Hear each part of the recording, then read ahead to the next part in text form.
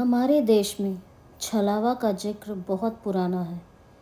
गांव में बुजुर्ग कहते हैं कि जंगलों, वीरानों, पुराने कुओं और सुनसान रास्तों पर कोई ऐसी शक्ति मौजूद रहती है जो इंसान के सामने कभी महिला का रूप लेती है, कभी किसी पहचान वाले की शक्ल।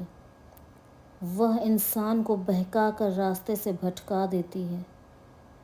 कई जगहों पर इसे रात का धोखा, भूतनी या छलनी भी कहा जाता है। लेकिन एक बात सब में समान है, जो भी उसके चंगुल में फंसता है उसकी जान तक खतरे में पड़ जाती है। यह कहानी भी उसी छलावे से जुड़ी है जो उत्तराखंड के पहाड़ी इलाकों में आज भी लोगों की रूह कांपाती है। संजय देहरादून के कॉलेज में पढ़ता था। गर्मियों की छुट्टियों में वो अपने गांव टिहरी गढ़वाल जाने के लिए निकला। उसे बाइक चलाने का बहुत शौक था, इसलिए वह रात को भी बिना किसी डर के निकल पड़ा। उसने सोचा था कि रात का सफ़र शांत और आसान रहेगा। रास्ता सुनसान था, दोनों तरफ गहरी खाई और ऊपर आसमान में फैला काला अंधेरा। दूर दूर तक न बिजली का खंभा, न कोई इंसान, बस हवा की सीटी जैसी आवाज़ और झिंगुरों की गुनगुनाहट। रात के करीब 11:45 बजे संजय एक मोड़ पर पहुंचा।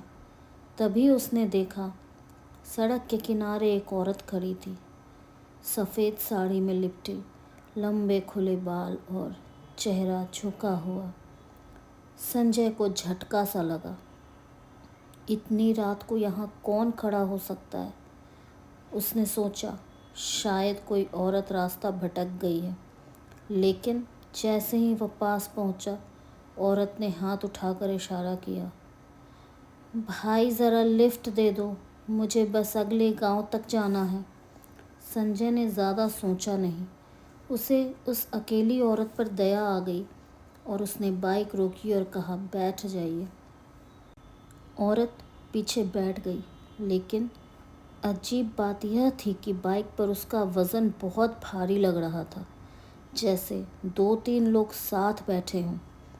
संजय को पीछे से ठंडी हवा का एहसास हो रहा था, लेकिन औरत का चेहरा उसने अब तक नहीं देखा था। सड़क पर अंधेरा और गहरा होता जा रहा था। औरत चुपचाप बैठी रही। न उसने कुछ पूछा, न बात की।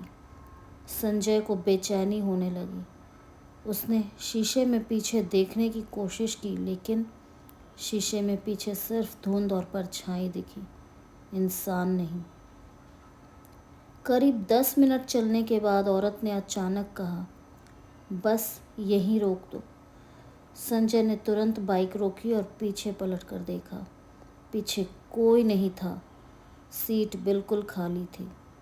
उसका शरीर कांप गया। उसे पसीने आने लगे, जबकि रात की हवा बहुत ठंडी थी। उसे समझ में आ गया कि उसने किसी इंसान को नहीं, बल्कि छलावे को बाइक पर बिठाया था। घबराया हुआ संजय किसी तरह गांव पहुंचा और वहां के बुजुर्गों को सारी घटना बताई। बुजुर्गों ने शांत होकर कहा, बेटा, तुझे छलावे ने छू लिया। शुक्र कर उसने तुझसे ज़्यादा कुछ नहीं किया। उन्होंने बताया कि सालों पहले उस मोड़ पर एक औरत का एक्सीडेंट हुआ था। उसी दिन से उसकी आत्मा वहाँ भटक रही है।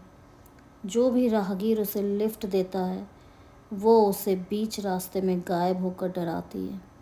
कई लोग तो इतने डर से बीमार हो गए कि कुछ दिनों बाद उनकी मौत हो गई। गांव वालों ने और भी किस्से सुनाए। एक बार एक बस ड्राइवर ने बताया कि उसने रात को सड़क पर खड़ी उसी औरत को बस में चढ़ाया, लेकिन जब उसने टिकट काटने के लिए पलटकर देखा तो सीट खाली थी। एक चरवाहे ने बताया कि उसने जंगल में वही औरत देखी जो उसे अपने पीछे आने का इशारा कर रही थी। जब उसने हिम्मत करके उसका पीछा किया तो वो सीधा खाई के किनारे पहुंच गया। अगर समय पर न रुकता तो उसकी जान चली जाती। उस रात के बाद से संजय की हालत बिगड़ने लगी। वह अक्सर बड़बड़ाने लगता, रात में चीख कर उठ जाता। डॉक्टरों ने कहा कि यह मानसिक सदमा है, लेकिन गांव वाले कहते छलावे की छाया उस पर पड़ गई है। कई दिनों तक झाड़ फूंक और मंत्रोच्चार किया गया। धीरे धीरे संजय ठीक हुआ, लेकिन उसने कसम खा ली कि अब वह कभी रात में अकेले सफ़र नहीं करेगा। आज भी जब उस मोड़ पर लोग गुजरते हैं तो अपने आप बाइक की स्पीड बढ़ा देते हैं। किसी को भी वहाँ रुकने की हिम्मत नहीं होती, क्योंकि कौन जाने कब अचानक कोई सफ़ेद साड़ी वाली औरत हाथ देखकर रुकने का इशारा कर दे, और शायद वो इंसान न होकर छलावा हो।